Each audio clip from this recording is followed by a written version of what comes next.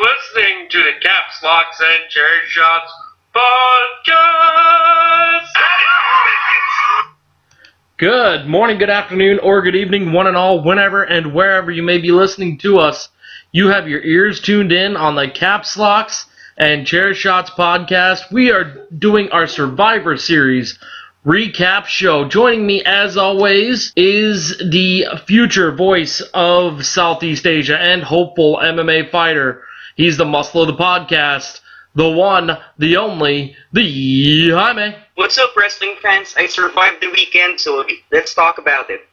All right, and joining me is my arch nemesis, my tag team partner, and my best friend. You know him, I hate him, the real Danny D, Dan Dorrit. What's up, everyone? It was a hell of a weekend, and it's going to be a hell of a show. All right, let's start right there, and let's go to you, Jaime. Give me your one big takeaway from the weekend that was. Well, the WWE, particularly NXT, is definitely ready for the return of War Games. We're now ready for War Games again. Oh, I am stoked about that. I'm stoked for Starrcade, too. More on that later. Daniel, what do you got? What was your big takeaway from the weekend? Oh, man, that NXT card by far blew away Survivor Series. And I thought Survivor Series was a good card as well. But that NXT card was awesome from top to bottom. Yeah, my man Almas is our NXT champion. My big takeaway, God, Asuka looked like a monster, did she not? Just in... Yeah, I mean, I think we all agreed on that, too, though. There was no way Raw lost that show just simply because she was in that match. Absolutely.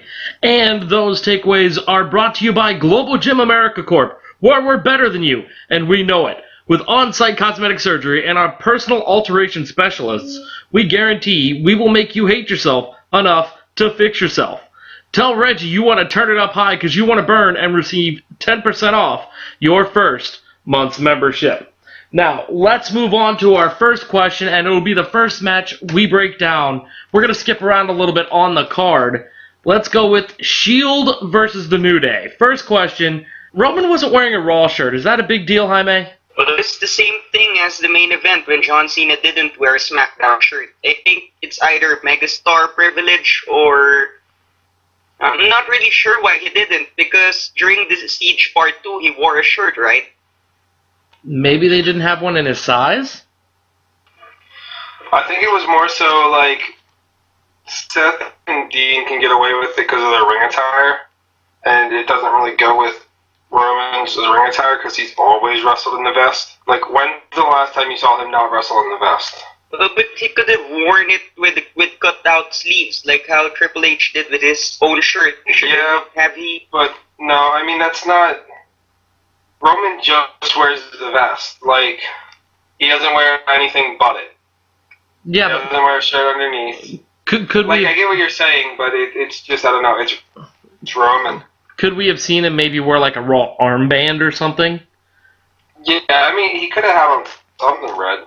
Maybe a ball cap or anything. I don't know. Maybe some pants. Maybe a boot. Maybe even just a piece of tape. I don't know. Let's move on. Let's talk about the match itself. What are your guys' impressions of it? I was kind of in the middle. I wasn't a big fan of it, and I've been a fan of the New Day, and I've been a fan of the Shield, and just it was kind of a kind of thing for me. I disagree. I thought it set the tone for the show, and I thought the show progressively got worse in a way after that match. I don't think that was the best match of the night, but I feel like it's put us at such a high point, and we were just steadily disappointed throughout the rest of the show because of the way they booked the card. You knew AJ was not winning that match against Brock, which I think we all kind of figured that out, but SmackDown's not going to go up 4-2 going into the 5-man match. Yeah, it would have been terrible booking. I don't know. It's just I didn't keep track. You should have had that match last and had the Raw men win, and then it's 3-3, and then you can really buy AJ winning that match. Well, we'll get more to that later on. Jaime, what did you think of the match itself? It's a good match. There's a lot of chemistry in there, maybe because dating back to their days in developmental, like what I said with the Usos and the New Day. But what bothers me is the Shield are not as cohesive as they used to be. Coming from all sides of the ring, just jumping in, coming from everywhere. Like when they initially debuted, it's gone. It's just more of a nostalgia act right now for me. Like I said, it was a very kind of thing for me. I just wasn't into it. I wasn't into most of Survivor Series, though. Maybe it was Sheamus's hair that just got me distracted for the entire show. Maybe it was just the fact that I didn't get home till it had already started, and it didn't work for me. I don't know, but let's move on. Let's talk about a different match, but before we do, I'm going to go on my little rant here, but that rant is going to be preceded by the long-lost wrestler of the show, and Jaime, before you go there, I'm going to take this from you. We're going to go with Prince Iaukea. Either of you guys familiar with that man? Heard him. Who? Exactly. For those of you that don't know who Prince Iaukea was, apparently he was a former WCW television title holder. The only reason I know this is because, given that Starrcade is going to be coming up here shortly, I decided to do a little research and watch one of the most famous, maybe not best, but infamous Starrcades ever, and that's Starrcade 1998. It was the beginning of the end for WCW. For those of you that aren't familiar with that particular card, Prince Iaukea took on Norman Smiley, and I can't believe I'm saying this, the best match on the card. Billy Kidman defeated Eddie Guerrero, Rey Mysterio, and Juventud Guerrera in 2 different matches to retain the Cruiserweight Championship. Diamond Dallas Page defeated the Giant with the help of a chair shot from Bret Hart, albeit inadvertent. Ernest the Cat Miller lost to Perry Saturn. If that doesn't tell you how the card's going, let me keep going. Eric Bischoff defeated Ric Flair, and World's Heavyweight Champion with a 173-0 streak got cattle prodded and lost both the title and his streak. That title will be given to Hulk Hogan in the Finger Poke of Doom 8 days later, and it was the demise of WCW. The reason I bring all this up is, like I said, Starrcade's coming up here soon. And I implore whoever is booking that card, whether it's the guy that does the house shows or Vince McMahon himself, Triple H, Stephanie McMahon, Kurt Angle, or the guy that sits in row 102 seat B, don't make it suck. The fans have been yearning for the last 20 years to have a Starrcade that's actually been watchable, something decent, something that we can remember WCW for as fondly and not something that is total crap. In my opinion, it's all going to come down to Bobby Roode and Dolph Ziggler making this match, making this card. And if they fail, I weep for the future.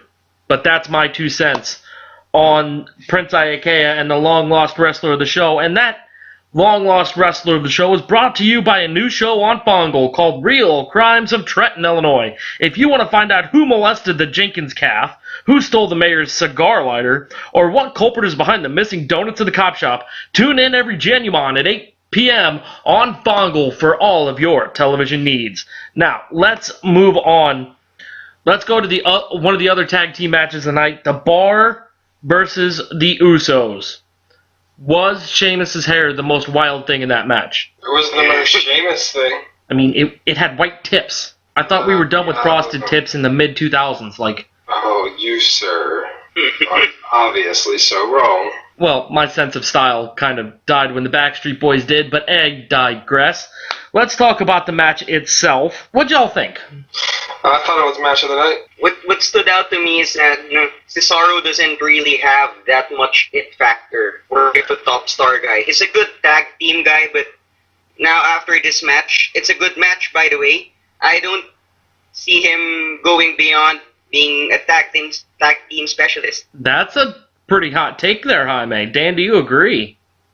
No, I he's an idiot. You think Cesaro will eventually be a world champion? No, I didn't say that. But I think he's more than a tag team specialist. I think he's like intercontinental, like U.S. champion material. Like he's at mid-card level. I agree with that. I agree with that. What I mean to say is that his it factor, he doesn't have that much it factor to be a world champion. He'd be a tag team intercontinental guy or a U.S. title guy, but I don't think he has that thing to get to the next level. Well, the highest level, I mean. Is it possible that he's toning it down because he's just in the tag team division? I mean, back when he started, when he had, when he was a Paul Heyman guy for those glorious 3 months of his career, he had the swing and everybody, he was as over as anybody ever was. I think he still got it. It's just, he's part of the untapped potential that dies in the black hole that is the huge roster that WWE has. I think that Cesaro is not going to be a top guy. I don't think he has the personality to do it, but he's definitely like that IC title guy, but I feel like the IC title guy would die with him. Like, I don't know, maybe Jaime is right. Maybe he is just a tag team guy. Alright, you know what, fair enough. What about Sheamus? Do we see Sheamus as ever being back in that world title picture again? Not with that hair. That was some of the worst looking hair I've ever seen. But didn't he defeat Daniel Bryan in 8 seconds at WrestleMania with that same haircut? Oh my god. It wasn't a mohawk. And didn't James Ellsworth have a good year run on the main roster? Poor James. Whatever pound he wound up in, I hope he goes to a good home. He was a good dog. Anyway. Hey, that dude's going to make so much money on the indies, it's not funny. Doing what? Getting his ass kicked every night for 15 minutes? How many super kicks do you think, how many super chin kicks, music do you think this guy's going to throw? No chin. Oh my god. No chin music. I forgot that was his special move. That's fantastic. That is fantastic. Oh my god, the no chin music out of nowhere! So, is he a really good worker? Yeah, he actually is. The dude actually can go. Like, he can wrestle, so he's going to make money just kind of being that name, like, that hot name off the WWE roster. But then once they realize that he can actually go, like, he's going to make money that way, too. I don't see him I mean, I don't know. He might end up in TNA. But is he going to use the same name? His name isn't James Ellsworth prior, no, right? it's pretty Jimmy Dream. That was, I believe, his name beforehand. No. But I saw Ed's face when I made that comment. But Ed, isn't that such an Impact thing to do? Yeah, you mean like having Emma being released and they go after Summer Rae instead? Total Impact thing. Yep, total Impact thing to do. But I don't know if I don't know if I'm getting him confused with somebody else, but I would have sworn I have seen a picture of him at a weigh-in for an MMA fight. You definitely are getting him confused with someone else. I'm pretty sure he's had a couple amateur MMA fights. Okay, this has to be looked up now. Anyway, while Dan's looking it up, let's hope he can talk and text at the same time, because the next segment is sponsored by Little Jimmy's House of Love. For the tiniest professional exotic dancers this side of Tijuana, ask Little Jimmy, what's up? Dan, this segment is all you, and it is your hot girl of the show. Who you got? Peyton Royce. Oh my god.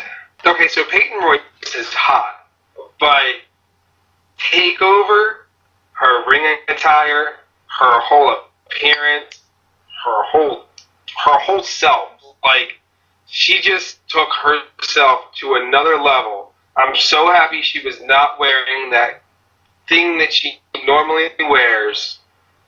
She looked great. She's super sexy, and I cannot wait to see her on the main roster. Because watching her on Wednesdays, that's just an extra day I have to wait coming from a Sunday to a Monday or a Tuesday.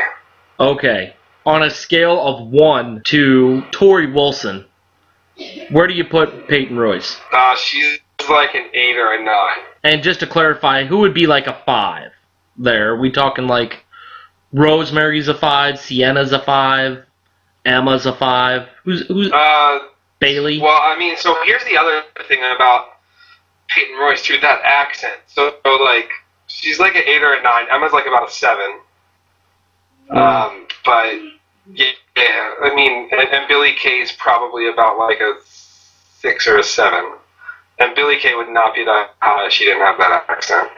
The accents definitely do things. That's why we keep Jaime around, for the ladies. So that is your hot girl of the show. Jaime, would you like to chime in? Couldn't agree more. Peyton Royce. Wow, she's a goddess. NXT has that reputation of turning regular pretty girls into goddesses. Yeah. Alexa Bliss, happened with Peyton Royce. Oh, They Alexa. transformed Becky Lynch, Charlotte, Sasha Banks.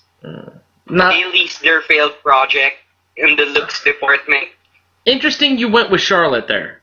Because not a lot of people are saying that Charlotte's up there with the likes of Sasha and Becky and everything else. You believe she is? I do believe she is. Her physical tools are good. She's good looking. In my perspective, she's good looking. Well, yeah. And I just like her ring attire. Are you guys ready for something that's going to make Dan's head explode? I don't see what the big fuss is about Sasha. No, the more I look at her, the more I agree. Like, I mean, don't get me wrong, I find Sasha extremely attractive, but, like, out of the 4 horsewomen, she's probably 4th. ooh, whoa. Bailey's one of them 4 horsewomen, correct? Yeah. Yeah. You think Bailey is better? Look Billy up in street clothes. I'm just saying the face, the chin, like... I think Bailey has a very The attractive... laugh line. I don't know. I just think if you're going by street clothes, I think Sasha's definitely got her beat there too. But I don't know. This is something that research will have to be done. Let's just say Bailey's very, She's comfortable in a chair. yeah. Let's just leave it at that. Why don't we move on to something a little bit more PG-13? While we're on the topic of women's wrestling, was anybody disappointed we didn't get to see Paige? I was expecting not to see Paige. You're expecting not to see her, even though all the rumors had that she was going to be in Houston. I mean, sure, she was probably there. She was probably backstage. Isn't that where Alberto El Patron del Rio de Negro Consuerto lives? Do believe, yes. Yeah, did you like all the names I just made up for him, too? I did. Slightly racist, but we'll continue. I mean, you called him Alberto the Black, so that's probably not a good thing. Anyway, which showcased the women's roster for both sides better? I don't know. I fell asleep. So... I fell asleep for the Alexa Charlotte match. I slept through the Brock AJ match as well. Full disclosure. Yeah. Woke up for the 5-on-5. So I happened to wake up for the 5 versus 5. You weren't alone on that. So are we just going to completely disregard most of Survivor Series then? No, I mean, I think I have to go back and watch those matches. I'm sure the Alexa Charlotte match was terrible. It wasn't bad, to be honest. It wasn't my favorite. Not seeing it, I would expect it to be better than the 5-on-5. That 5-on-5 was a cluster. It really was. Becky gets eliminated way too early, and then it was very predictable. Maybe not the people that were left, but... Like, how does Foxy make it further than Bayley and Becky? I think they're trying to build her up. And honestly, she's been around long enough. She probably deserves it. She's jobbed to everyone. She's got a very JBL kind of deserving quality about her, where JBL deserved being the WWE Championship for all the stuff he did in his 15 years before then. And I think they'd maybe look at it as Foxy deserves a little bit of good stuff happening to her after losing upon losing upon losing, so maybe they're trying to build her up. Why, I agree with you. Her best move is her Northern Light suplex. It's the best Northern Light suplex in the business. That is 100% true, but I feel like that's your best move. You probably don't deserve to be a champion. But who throws a better Caesar kick, Foxy or Booker T? Oh, I guess I gotta go Foxy on that too, just because of those legs. That your accent just inspired me there, Jaime. They should totally have a character wrestle in a toga, and instead of it being a scissor kick, it should be a Caesar kick to somebody's back, and he'll have like a little knife on his boot, like he's stabbing Caesar in the back. Et tu, Brute. It would work. It would be so comedic, it'd be over. We should book for the WWE, Jaime. Well, Jaime, it's official. I lasted as the racist one on the show today for all of 2 minutes. That's not racist. I was complimenting him on inspiring me to have a good idea, and good God, Alexa Bliss, good God. Okay, shut up. I have a show paused. I will pause, because I will pause. Anyway. Okay, guys, and this is your 15-minute FAP warning. The sound you'll hear for the next 15 seconds is Ed. You'll understand in about an hour and 15 minutes. Anyway. DVR should probably only be 45. Yeah, well, that's probably why you strike out with a lot of women. You tell them one time and it's 30 minutes less, isn't it? Anyway, let's move on. 30 minutes less. If I tell them 30 minutes, it's 29 and a half minutes less. Dan, give me a fantasy pick of the show. From any sport, we don't care. DeAndre Hopkins. Yeah? How about... I expect Nook to go off next week against my Ravens. Hold on. I just want to say something. Sunday officially sucked for me. Because I was working in a place that had absolutely no cell phone service, and when I left and when I was driving on my way home, my phone blew up. And when it blew up, I got the scores for my 3 favorite football teams. The Packers lost. They were shut out. The Rams lost. They scored a touchdown. And the Browns scored a touchdown. That is shocking. The most shocking result of them all is the Browns losing. Hey, Ed, I'll give you a week to get to Baltimore. If you get to Baltimore by next Monday, I'll take you to a Ravens game. That can't happen, buddy. Anyway. You guys heard me offer to take Ed to a football game for free. Mickey, James. Anyway, sorry. Can we give a little hatred toward the Cowboys? Can we give a little hatred to the Cowboys while we're on the NFL? Because, God, it's so good to watch them lose in prime time. It's so bad for my fantasy team that Zeke's out. I'm so happy that he's gone. And you know what? I hope that Jerry Jones keeps pushing it and keeps fighting it, and he winds up losing the Cowboys franchise, even if it goes to his idiot son. I just don't want Jerry Jones in the NFL anymore. I wouldn't be against that. That fantasy pick of the show and the accompanying NFL talk was brought to you by Mark Henry's Sensual Confectionaries. Try the sexual chocolate or Chef's Black Salty Balls, now in a low-fat variety called Go Fudge Yourself. 0 locations nationwide. That's Mark Henry's Sensual Confectionaries.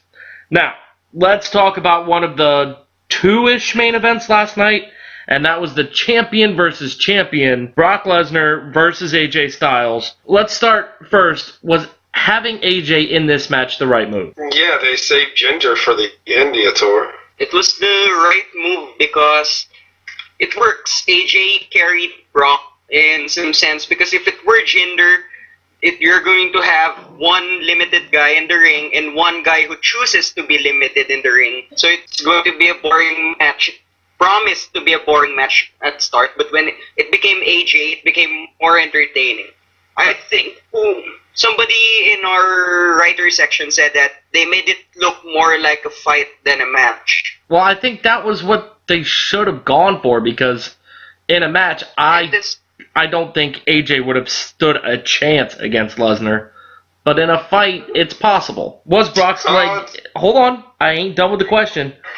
Brock sold a leg injury, and according to Uncle Dave, Brock's leg injury was pretty legit. At least he sold it backstage. Was it legit? I didn't watch the match. I know, but normally you're tuned into these kind of things. As usual, you are useless. Jaime, tell me. Brock's leg injury, is this something we should have to worry about, or are they just using it to keep him off television until the Rumble? Well, I mean, yeah, I could have answered that question. We're not going to see him until the Rumble, so if it is legit, who cares? Wasn't asking you, Dan. It can possibly be a work.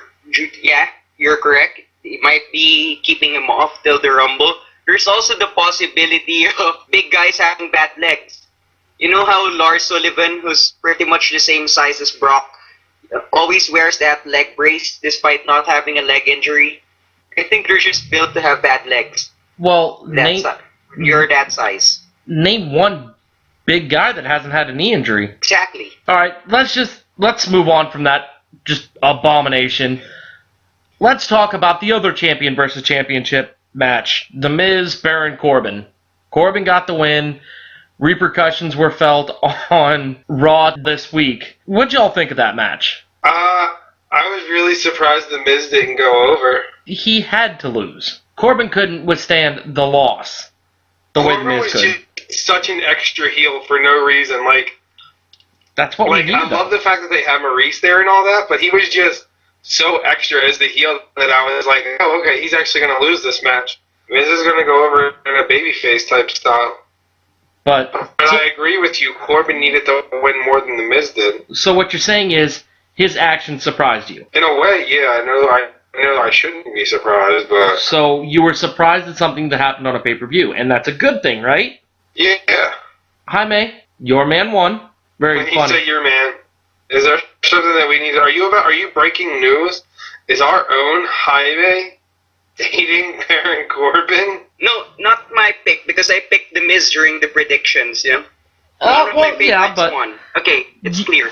you have held out a man crush on Baron Corbin since the first day he debuted, Jaime. So I'm giving you this time to boast about your favorite wrestler going. Here's your opportunity to talk about Baron Corbin. I was really happy with the result because I wanted him to go over The Miz because he needed it badly. But what bothers me is that I think some of the things he says are not kayfabe anymore. I think it's more of the fans, the haters going into his head, and him being affected, being the hothead he is in real life. Oh, 100%. I think he's doing a lot of shooting. The fact that they played social media messages for both of them before that match, I thought was a nice touch, especially The Miz saying, who had a better shoot promo then? Baron Corbin or Alberto El Patron? In my opinion, it's got to go to Corbin, just because the WWE is so not like that. But we don't know what to expect from TNA or Impact, so they could have just been like, here, Alberto, go do this, but just don't mention WWE. Let's go to something else. Jaime, we need one of your sponsored segments right now, and that is the fight and or match or segment or something of the week.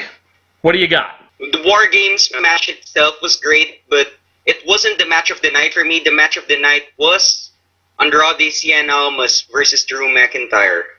Yes. I have a theory on that match. Okay, well, let Jaime finish talking. Continue, Jaime. Sorry, I apologize.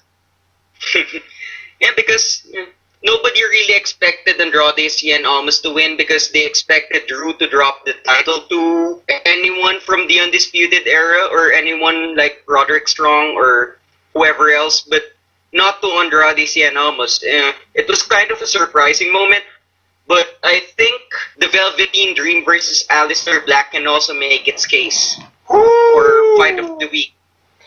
Oh, It's complete with all elements. Yeah. Good in-ring performance, good in-ring storytelling, and the mind games they played during that match. absolutely. I thought that one may have been the match of the week. That definitely, in my opinion, was the match of the week. I think we're going with that. Let's go with that instead. Okay, all right. I don't think Cien Almas was supposed to win that match. Do you think what is it, a pectoral injury or? I think either they changed it in the back or Drew just took the pin because he knew he was going to be out. And I could see a guy like Galloway doing that because that would be best for business. Well, I don't know if it was necessarily maybe his own decision, but perhaps when he was injured, because he didn't get injured at the tail end of that match. There was a lot of that match left. When he hurt himself, I think maybe, he told the ref and they used the earpiece and they communicated with somebody in the back, and Triple H may have had that final call and they decided, let's just run with it. Well, yeah, I mean, I could, I'm not saying that is what happened, but I'm saying I could see him going down on his back for that reason because he knew it would be best for the brand. Now, if you are a follower of the Real Sport page, and since the majority of you that listen to us are, you will be able to get something from one of our accomplished writers and editors, Toby Durant. He's going to write something on what's next for Drew McIntyre. That elongated fight match or whatever of the show was sponsored by the FWA. In less than a month, we crown our first ever FWA World Champion. Be sure to congratulate the new FWA Tag Team Champions, The Darkness, Dylan Black and Steve Dackle. They can only be found. All of their work is on the XHF Network. That's XHF Network. Tune in for the FWA and their Cold War show live from Moscow. Let's talk about the main event. The 5-on-5 Survivor Series match. I'm not sure if you two would agree, but I found that match darn terrible. That was so terrible. Literally, my analysis was going to be, it was horrible. And that's all I was going to say. There's not much action. It's dull. Not much tagging. I didn't mind it. I was glad to see John, but I mean, like, what was the point of it? They needed somebody else, and I guess Dolph Ziggler and Bobby Roode couldn't hop on a plane and make it to Houston. So why not bring back John Cena for a one-time thing? He's got time between his movies and TV show and radio show and trying to have a baby with whatever her face is. Whatever her face is. Let her show up on TV and do her little entrance. You'll remember her name right away. Will you guys agree that the highest point of that match was the showdown between Finn and Nakamura? Oh, absolutely. I feel like that's the highest point of that entire elimination match. I had more of a problem with Kurt Angle and Triple H, although I completely understand it. Like, everybody was ripping them apart, like, why are two part-timers in there? But honestly, I didn't mind it. It made sense. I'd rather see other people in there, but I don't know. I could be wrong. That's what we're building towards for Mania is those two. So I'm not excited for that match because it seems like it's going to be another one of those part-time WrestleMania matches that 2/3 of the match is going to be them walking around and their entrances are going to take forever, and it's going to wind up with just being a pedigree and a kick out and an angle slam and a kick out, another pedigree and a kick out, ankle lock, and he'll get to the ropes, and then Jason Jordan will come out and Kurt Angle will be distracted. He'll eat another pedigree and it'll be over. See, I think it would be better than that, but it's fine. I'll let you know. I'll be there live in person. Let's put the what do I want to call it? The bow on this match. We're gonna call this one a little bit short since we just did one on Friday and it's now Monday. So we're gonna take a little bit of break from this, and in 2 weeks we'll get you another show when we have another show. But for right now, we're going to give you something to watch for until then. Dan, give me a basketball game or a basketball team or a player, something dealing with the dribbling ball that we should watch out for. It's got to be the Celtics right now, the hottest team in the league, 15-game win streak. They could have possibly worked on 16. I haven't looked at their score tonight, so it's got to be the Celtics, though, man. That team's on a roll. I have a bet with a good friend of mine that the Bucks finish with a better record than the Celtics. And it looks like the Celtics that might lose. It's a close game tonight. So that's what you need to watch for. You need to watch to see how they continue to play out. No Lonzo Ball, who got his second triple-double of his career. At the exact same age LeBron got his second triple-double of his career. No Twitter war between LeVar Ball and President Trump? As much as I am a fan of Lonzo, actually, and I am a fan of LeVar, no, you asked me for a sport, not a reality TV series. Jaime, give me something to watch for. Is it going to be Starrcade? I got a feeling it's Starrcade. Is it Starrcade? Starrcade? No? No. Damn. I'll say NXT. The best damn show. Raw's doing great, SmackDown's doing great, but for me, NXT's the best show of the week. Every week. The same way Impact's the best show of the week for you. Oh, no. No. Impact has not been the best show of the week, and it hasn't been the best show of the week for the last 3 months for everything I said last week. But I root for Impact the same reason I root for the Browns. It's because... Okay, you did this last week. You don't have to do it again. I'm just saying. I'm going to save you. It's because a piece of my heart is with TNA. Impact, GFW, whatever you want to call it. But it's not the best. It's far from the best. In fact, I can't believe I'm saying this. Ring of Honor's better. Oh, that sucks to say. Anyway. I just want to hang up. Like, I don't even want to finish the show. I just want to hang up and go to bed on that note and watch Raw tomorrow. Anyway, my one thing to watch out for, how about I give some love to my hometown team, the St. Louis Blues. They're the leaders in the Western Conference. Last I checked, they were 1 point behind the Tampa Bay Lightning to be tops in all of the NHL. They're playing some inspired hockey. Jay Bouwmeester may be coming back the next game tomorrow. They just finished off a good Western Canadian road trip. I'm just saying, look out for the Blues. 51 years of losing. This could be the year they finally bring the cup home to the Gateway City. Anyway, what to watch for was brought to you by Mr. Popper's Peeping Penguins LASIK and Eye Care Outlet. Real LASIK, real penguins, real insurance. Let their happy feet either cure or blind you. Now with a 42% success rate, 20% off if you say you hate the Jim Carrey movie. That's Mr. Popper's Peeping Penguins LASIK and Eye Care Outlet. Anyway, we're going to take this time to tell you a little bit about what's going on in our life. Jaime, give us an update on the MMA career. Well, I'm still continuing training, but right now I think I'm going to put it on hold because I've been doing a lot of cycling lately. I'm getting hooked up to cycling. I've just upgraded my mountain bike. So Could we see Jaime? Could we see Jaime in the Tour de France? No.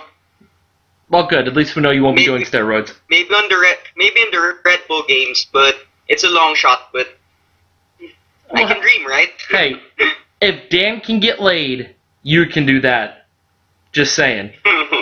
Dan, what's going on with you? How's life in the hoops world? Man, just life in general is crazy right now. I haven't been playing a lot of DFS. I had to set that off to the side. As you know, I took a new position as a store manager. I put in like close to 85 hours last week, so reach out and touch someone. I'm looking forward to the beginning of the year, January 2nd. I have some big news coming about January 2nd, but that is what we call a teaser. Is that when the sex change operation is happening?